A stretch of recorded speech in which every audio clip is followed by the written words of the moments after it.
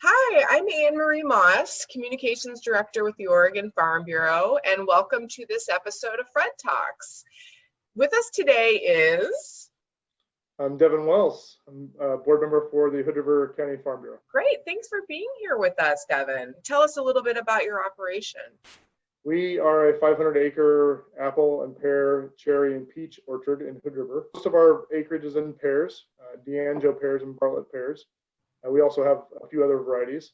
Then we have another good portion of our acreage in apples, and we have cherries and peaches also. In addition to that, we have our own packing house with a commercial sales desk, and we have cold storage operation. In addition to that, we have a fruit stand that we operate about 6 or 7 months out of the year on the Hood River Fruit Loop. So we're a little bit vertically and horizontally integrated. It's a nice company to be part of. I'm the fourth generation. We've been involved in farming in Hood River County since 1902, so we're 118 years old now, which is a pretty cool thing to be involved with. We have a great history of raising very premier apples and pears here in Hood River County, and we're excited to continue it on into the next generation. And hopefully, some of my kids and my cousin's kids will be back to operate the farm for the fifth generation. How are you doing with the pandemic? The COVID regulations have been stressful for us a little bit, just trying to keep them protected. We really value our employees. Employees are honestly the most valuable resource of any business, especially a family farm, and especially a farm operation that is it's very hand labor intensive.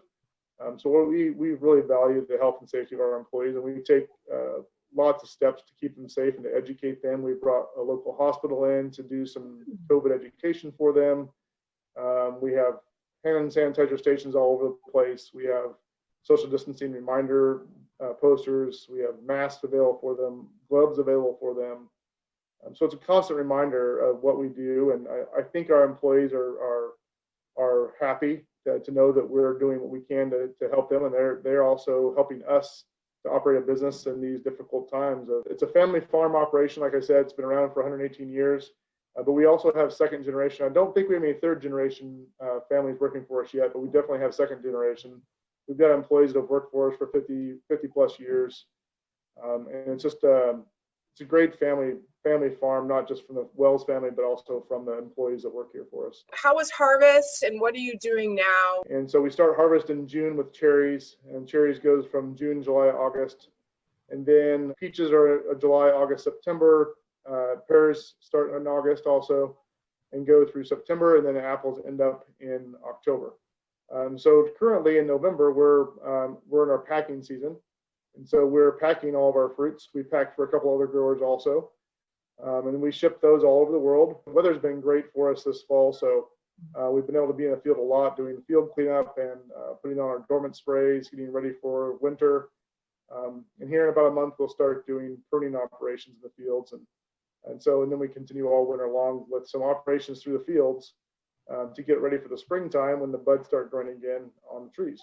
So it's a year-round operation. There's definitely not like months that are off for in the apple and pear industry. How can the general public support farmers? Buy local. If you can't buy local, at least buy Oregon. If you can't buy Oregon, at least buy U.S. Let's just say it that way. If at all possible, if you've got farm stands in your area, and if you know that there's where you can drive for an hour to go support a local farmer, that's vital. It's super vital. I mean, we have an operation where we sell our fruit after it's been packed. We ship it all over the country, all over the world. That's great, but the return on that is really low. I mean, I have to be honest. It's really low, and as apple and pear farmers, and I think most orchardists and ranchers, we're kind of price takers. We don't get to set prices. We don't get to say, oh, I've made A, B, C widget. I want to sell it for this much money, and people have to pay that much money. We grow fruit and all the other crops in Oregon all year long, and we're completely at the will of what the consumer pays and what the buyers demand from us. And it's kind of disheartening sometimes to go through the whole year and then like see the prices and you're like, oh man, that's just a super low price. And then you go to a grocery store and the prices aren't that low.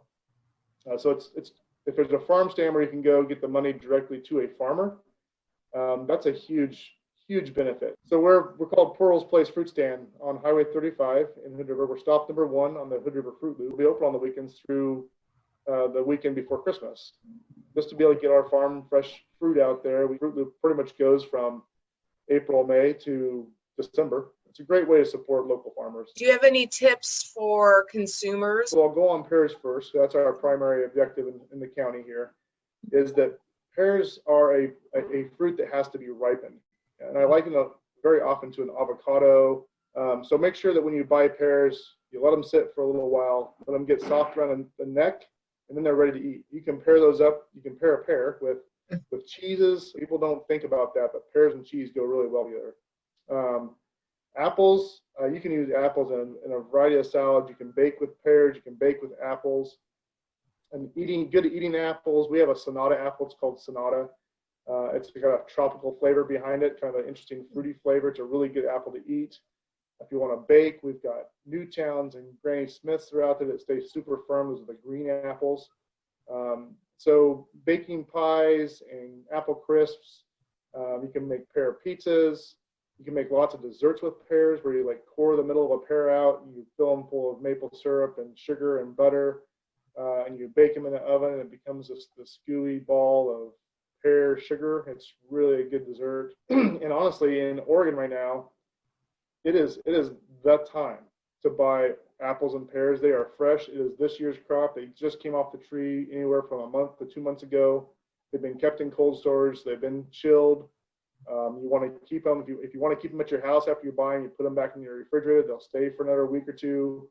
You can put them on a counter. They'll ripen in a few days. Can you explain why you're a Farm Bureau member and why you're active on the board? The Oregon Farm Bureau takes our local ideas and takes them to the state level to represent small family farms that don't necessarily get the opportunity to be in front of legislature or be in front of the decision makers, which is extremely valuable when we are facing changing laws and regulations and new taxes that may very negatively impact farming and ranching.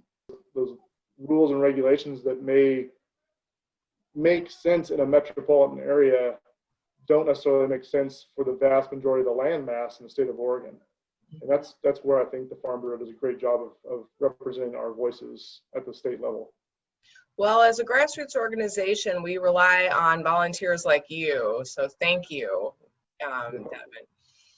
So the last question I wanted to ask is, what do you love about farming, about working in agriculture? What do I love about farming and agriculture? Everything. Let's just say it that way. I was born and raised in Hood River, born and raised on this family farm. Grew up being able to ride my three-wheeler through all these orchards, and enjoy family farming and working from the time that I can remember. I went to Oregon State, go Beavs. It's a great college. Learned a lot of things there.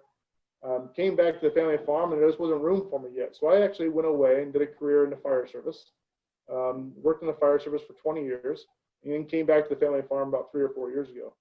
And now that I'm back, I have the privilege of knowing that I'm growing fruit, I'm growing trees, I'm in the environment virtually every day out there. We're inputters into the global food system. The job's different every day.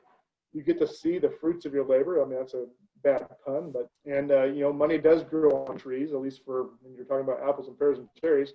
Being a family farmer is it's a lifestyle. My hopes are that some of my kids will want to come back and keep farming, and they're already showing interest. They work on the farm, and I love being a farmer and a rancher. It's just a good feeling inside, knowing that you're doing the right thing.